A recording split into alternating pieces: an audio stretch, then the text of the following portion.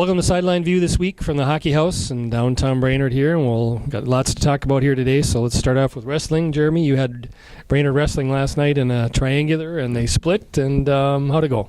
They lost to Sartell, so they missed out on a chance to tie for the Central Lakes Conference Championship. Sartell was going to win that one outright now. But then they came back and beat Bemidji, a Section 8 3A opponent, so a good win there. They're finally getting back to a full lineup. They're getting healthy. They're getting guys back that were out of the lineup for a couple of weeks. So I think they knew they were going to lose to Sartell, and I think they're excited for what's going to come up with the full lineup now, and we'll see. I mean, they have a pretty good lineup. They have a lot of really good, talented kids within that lineup, so there'll be a tough outcome section time, I believe. Boys hockey, I know last night Cole Smith is on fire. He had 4 goals last night, and they ended up beating Buffalo 7-5. They trailed at one point 3-1, and he's been really scoring here a lot in the last couple of weeks. So, and I know I think they improved to 17-5. They've got Sartell tomorrow night, which game with the House Conference Championship implications, and then they finish the regular season Tuesday here against Bemidji. Going to be interesting if they win their last 2, how that seed meeting goes in about a week, because it's split with Moorhead, split with Roseau, split with Tech. So I think you can throw those 4, in a hat, and it's going to be interesting to see who comes out on top there. Do we know how they're going to seed, if it's the QRF or coaches vote? I'm not sure. Everybody, every sport, every section is so different. Really not sure what they're doing there. I know boys basketball's going QRF, because I guess if you do it, you have to do it for 2 years at a time. That's what I've been told anyway by Scott Stanfield, boys basketball coach. And speaking of them, they're really on a roll here too, aren't they? No, they did lose last week to Moorhead. The kid had to score 53 points in order for them to beat Brainerd, but they came back. They beat Elk River in a good game that you covered, and then they won again last night against Tech. So they're still undefeated in the Central Lakes Conference, and they're playing well. They're just going to be a tough game for anybody to play against, just because they're so aggressive defensively, and they just they have so much energy when they play. It's fun to watch. I know the Elk River game, Elk River made a run at them, got within 8. Brainerd ended up winning by 19. Last night, I think Tech also got within 8.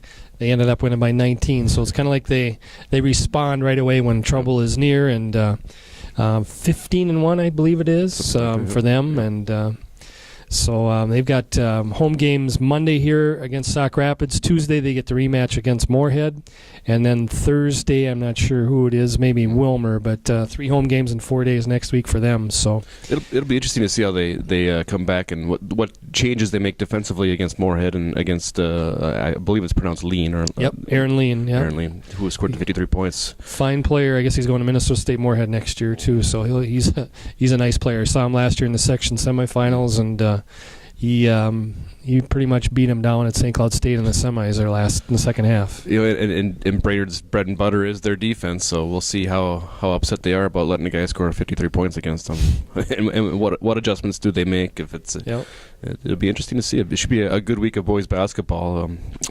Nordic skiing, they are going to have an extra week here now with a couple of their skiers going to state who advanced from yesterday's section meet. We had Zine Baker advanced, his brother Noah advanced, also Garrett Garbrick, all those 3 on the boys' side, and then Allison Kozabud and Sarah Fairbanks on the girls' side. Both teams were runners-up to St. Cloud Tech won the boys, and then Little Falls girls won, I believe it's our 8th straight section championship. And just did ask Terry Wasland yesterday, what is what do you have going down there? He just says, we've got a good core of 4 girls this year. We've got some young kids that are eyeing getting into those spots, and they're pushing those people, and they just got themselves really a fine girls program going down there. I mean, Brainerd's right on their heels, but Little Falls, especially in the girls, has just been nobody's been able to touch them for now 8 straight years. Unbeatable, so. Yeah. If you look at the names, they're all kind of the same family as the Howers and the Manning Gurins, or however you pronounce that one. Yep. A lot of the same names, a lot of the same families. 2 of those now that are there. So. Yep. So yeah, it's going to continue to be hard to beat Little Falls.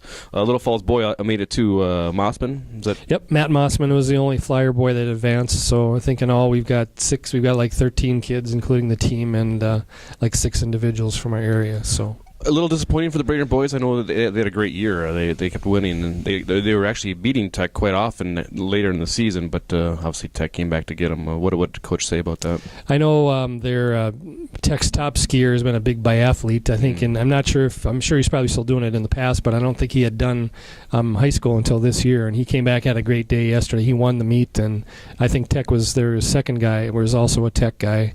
So, they've got a really nice team, I understand, down there this year. So, one thing to just touch on, too, alpine skiing has their section Thursday, the Afton Alps, and maybe just touch on that.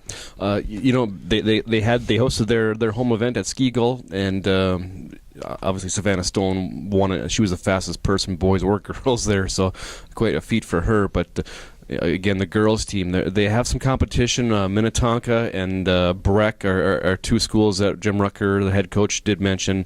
A lot of those guys are in United States, USSA. USSA. There's so many other ones there, but so he said there's 29 girls in the state of Minnesota that are in there, and then most of them are in their section. So it's gonna be tough for Brainerd girls to go, but they do have a good group of girls that are skiing really well right now. Savannah Stone, her younger sister Alex Stone. Yep.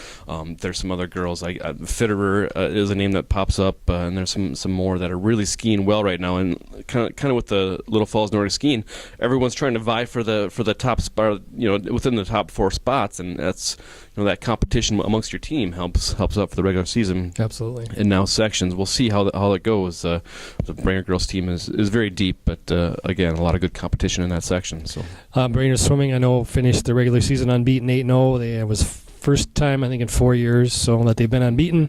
They go to conference this Thursday is the diving, the prelims, and then the finals are Saturday. Both of those are at Alexandria. And then I know CLC, for example, women don't have a game tonight. Fond du Lac apparently has their women's team is disbanded, and then so they get a forfeit win out of that. And then the men play tonight against Fond du Lac. That's up at Cloquet. They've been both of those teams over there. I mean, the women have turned it around since they went in division play. I think they only have 1 loss, and I think the CLC men only have 2 losses, and they're in second place in their division. So both programs actually, since they got into division play, have been playing winning basketball. So it'd be fun to see this Wednesday. Yep. So anything else we got going on this week? It's hard. We have a lot of stuff going on, but it's just there's so much stuff. It's hard to pick. Especially from the area standpoint, there's a lot of good area teams out there. So get out there and enjoy some high school sports. Yep. It's a reasonable price, and everybody tries hard. So it's a hard combination to find in today's world. So, all right, I think that'll wrap it up this week from the Hockey House, and we hope to see you next week. Thank you. Thank you.